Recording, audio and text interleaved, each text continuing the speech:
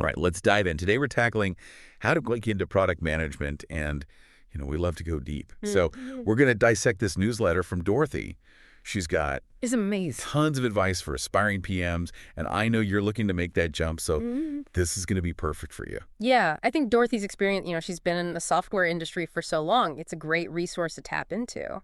Absolutely, and I was really struck by something she calls the 60-80-90 rule for PM skills. Oh, yeah. So instead of trying to be, really good at everything, she says, Okay. aim for like 60% competency across all the core skills, the basics, then really hone in on your top 2 or 3 skills. Yeah. Take those to 80 or 90% mastery. Oh, That's I how love you that. Yeah, that's such a good way to think about it because it can be so overwhelming to think about mastering every single PM skill. So it's like, okay, let's get a good foundation and then Right. pick the things that you're really good at and get even better at those. Totally. So what are those core PM skills that we're talking about as that foundation? Well, it's kind of a blend, strategic thinking, user research, having some design sense, data analysis, project management, even like a basic understanding of software development.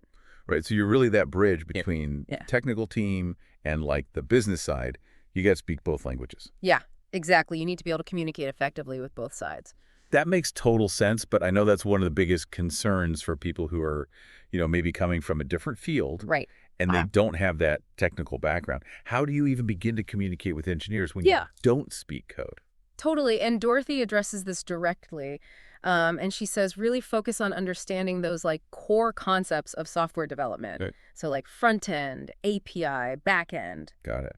Without getting bogged down in the actual like coding itself. So it's like knowing the building blocks, but not necessarily having to build the whole thing. Exactly. It's like knowing what the pieces are so that when they're talking about them, you kind of have a general idea of what they're referring to. Makes sense. Now, speaking of building blocks, Dorothee had this really cool suggestion about using AI tools Oh, yeah. to kind of break down some of that technical jargon. Yes. It's like having a tech glossary right at your fingertips. I love that it really takes the intimidation factor out of encountering some of those terms. Like imagine you're in a meeting and someone says API, you can just like quickly, go to ChatGPT or whatever you're using and say, hey, explain this to me in simple terms, give me like a real world analogy, and then you can actually participate in that conversation. I love that. Yeah. You're building those PM skills. You're demystifying the jargon. Yeah. Now comes the challenge, right, of actually showcasing that potential in an interview. Right. How do you prove you've got what it takes, especially when you're coming from a different background? That's where Dorothee's advice about tailoring your approach is so valuable. So like researching the company, understanding what are their specific needs in a PM, and then highlighting experiences you've had in your past, even if they weren't explicitly PM roles. Right. It's connecting those dots for the interviewer, like showing them how the skills translate. Yes. And I've seen people do this so creatively. Oh, I bet. I've seen people from like marketing backgrounds who talk about how they led campaigns, or teachers who highlight their classroom management skills. Oh, that's great. Even event planners, coordinating these complex projects. Right. It's like framing those past experiences in a way that shows that PM potential. It's so smart. And to really seal the deal, Dorothee is a big advocate for side projects. Side projects, yes. They're so important. It's such a great way to get that hands-on experience and show employers you're serious about product management. Yeah. It's a chance to get your hands dirty. Putting it into practice. And I know making a career switch can be really daunting. Yeah. But Dorothee suggests taking this structured approach to kind of ease that transition. Yes, absolutely. She recommends starting with research. Okay. So really diving deep into PM job postings, figure out what skills and experience they're looking for, and then assess, do you have any gaps? Right. And then you can make a plan to fill those gaps, maybe through online courses, workshops, or even those side projects. Yeah, so it's really being strategic and intentional. About it. Mm-hmm. What about the stability piece? A lot of people worry about like taking a step back in their career when they make a change. Right. And Dorothee brings up a great point about leveraging your existing expertise.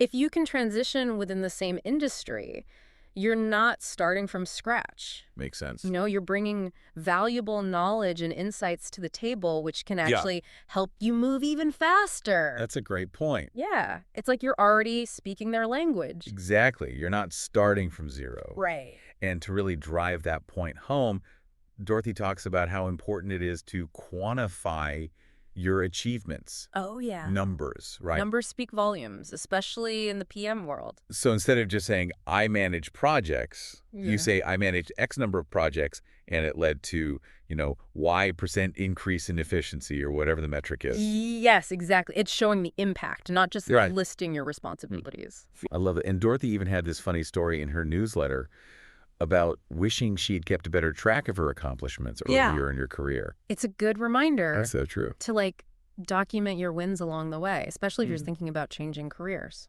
Like building that portfolio of your awesomeness. Exactly. Keep track of it.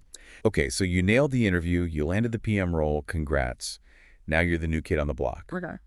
What does Dorothee recommend for making a good first impression and establishing credibility quickly? She's all about rapid learning in those early days, really understanding the company culture, knowing the products inside and out, learning the team dynamics. It's like drinking from a fire hose. It is. It's a lot to take in. So much to learn. Where do you even start? Well, she gives some really actionable steps, like learn people's names, start building relationships, show that you can solve problems, look for opportunities to contribute. So it's not just observing, it's like jumping in. Yeah, exactly. And showing your value. Yes, and this is where, your personality and those strengths we talked about earlier can really come into play. Dorothee even mentioned navigating those technical conversations right. as a new PM. Any tips on how to handle that without getting totally overwhelmed? Yeah, I think it's a common fear, especially if you don't come from a technical background. But her advice is just embrace the learning process. So it's not about pretending you know everything. Right. It's being okay with asking questions and saying, hey, I don't understand this. Exactly. And the great thing is there are so many resources available. Right. You can Google something, look up a definition, ask ChatGPT to explain it in simpler terms. It's like having that tech glossary on hand at all times. Well, I think we've covered a ton today. We have. And Dorothee's insights are so valuable. I agree. They're practical, inspiring. Actionable. Yes, exactly. So let's recap some key takeaways before we go. Okay. What are some things people can start doing today? All right. First, remember that 6 or 80-90 rule. Build that strong foundation across all the core PM skills. Yeah. Then pick your top 2 or 3 strengths. Those are going to be your superpowers. And embrace those side projects. They're such a great way to get experience, experiment. Yeah, and build something you can actually show people. Don't forget to quantify those achievements. Numbers matter. Show the impact, not just the responsibilities. And, of course, never stop learning. The tech world never stops changing. That's the truth. So keep learning, stay curious. Absolutely. Well, thank you so much for joining us on this deep dive into Dorothee's advice. It's been a pleasure. We hope you found it helpful and inspiring. I hope so too. Thanks for listening, and we'll catch you next time on The Deep Dive.